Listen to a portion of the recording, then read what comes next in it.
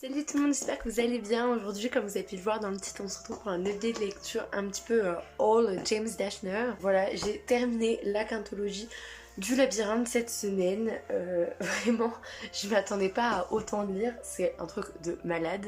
On va commencer avec le tome 2, donc La Terre Brûlée aux éditions PKJ. Tout est en édition PKJ, tout est de James Dashner.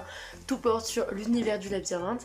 Ce sera sûrement rempli de spoils. Pour ceux qui n'ont pas lu le tome 1 ou pour ceux qui n'ont pas vu le film, eh bien, ne regardez pas cette vidéo malheureusement.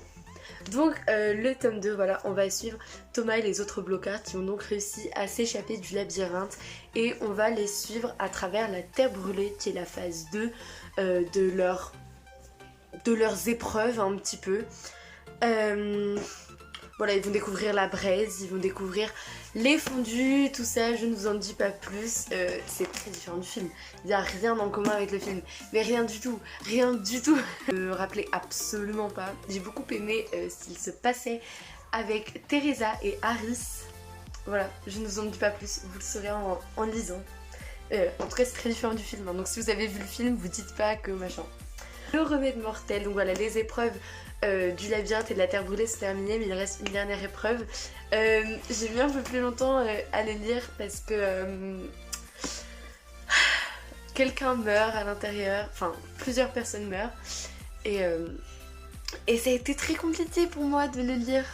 Mais en tout cas, j'aime toujours autant, hein. Vraiment, vous dites pas que j'aime pas, non, c'est toujours autant mes livres préférés, je crois. Donc ensuite, avant le labyrinthe, l'ordre de tuer. Donc là, on va suivre Mark et Trina au moment des éruptions solaires qui frappent la Terre. Donc on va les suivre directement, voilà. L'apparition de la braise, comment c'est apparu. C'est vrai qu'il y avait certains éléments dont je me rappelais absolument pas. Faut savoir que la première fois que je les ai lus, j'avais lu tout d'un coup, donc les 3 plus les 2, mais genre tout d'un coup, pas comme j'ai fait là, un petit peu un marathon labyrinthe. Le problème c'est que du coup ça j'avais pas su l'apprécier à sa juste valeur. Voilà, je venais juste d'en terminer avec Newt, Mino, Thomas, Teresa, enfin voilà, avec avec ces 4 personnages là, avec Wicked, enfin j'avais encore toute l'histoire dans la tête. Et du coup celui-là j'étais en mode, enfin j'avais encore toute l'histoire et tout, les personnages j'étais en mode ouais ok mais on va les voir quand mes personnages en fait. Et là ça m'a parfait comme la première fois, j'ai vraiment adoré Alec, je l'aime d'amour, je l'aime beaucoup trop.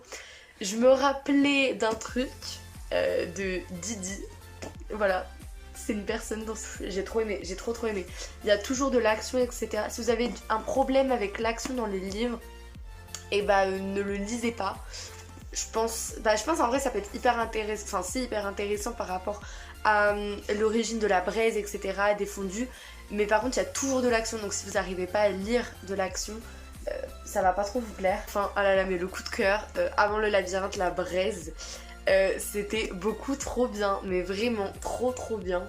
Donc on va suivre, on va retrouver nos personnages, donc Newt, Mino, Albi, Thomas, Teresa. Y a-t-il d'autres? Il y a un petit peu Gali, un petit peu Harris et Rachel, mais c'est surtout voilà, Newt, Mino, Albi et Teresa et Chuck. Thomas. Et du coup on va les suivre, voilà, quand ils sont avant d'entrer dans le labyrinthe, quand ils sont dans les entrepôts de Wicked etc. Comment Thomas et Teresa vont construire le labyrinthe, comment ils vont avoir une vision hyper différente en fait. Et c'est trop bien parce que moi j'ai été tellement heureuse de revoir Mino et Newt, vraiment vous pouviez pas savoir. Et vraiment en mode Newt, Mino, vous êtes de retour, je vous aime les gars. Enfin bref, j'ai beaucoup trop aimé. J'ai trop aimé. Là je l'ai fini il y a 5 minutes, c'est pour ça et je me suis dit bon, maintenant que c'est encore tout frais dans ma tête, je vais leur tourner mon petit update. Donc bref, cette saga, genre cette quintologie, mais bon là il y a que les 4 derniers, il n'y a pas le premier parce qu'il est rangé, mais vraiment genre c'est toute ma vie, j'ai trop aimé. Je pense que c'est vraiment ma saga préférée, je pense, hein, parce que en fait aucune saga n'a réussi à me procurer autant d'émotions. Et même vous voyez dans Avant le labyrinthe, l'ordre de tuer, bon je vous dis la première fois ça m'avait pas fait ça, mais là la deuxième fois en fait en un livre, du coup on va suivre des nouveaux personnages, donc Mark, Trina, Alec, Didi, Lana, un petit peu Misty et Darnell et le crapaud au début, mais bon, voilà c'est des personnages. Et en fait il y a que ce livre là qui porte sur eux parce qu'en soi dans la trilogie, bon voilà, avec le labyrinthe 1 en premier, on suit Minot, Thomas, etc. Là pareil, on retrouve Newt, Teresa, enfin bref, les blocards. Dans ces livres en fait, James Dashner a réussi à nous faire attacher aux personnages. Enfin je veux dire, j'aimais Alec comme j'aime Newt, j'aimais Mark comme j'aime Minot, enfin vraiment, c'est... James Dashner arrive à nous faire attacher aux personnages en quelques chapitres seulement, et même si en soi il n'y a que ce livre là qui porte sur ces personnages, ils sont super bien développés, c'est vraiment bien, c'est fantastique ce que James Dashner a réussi à faire.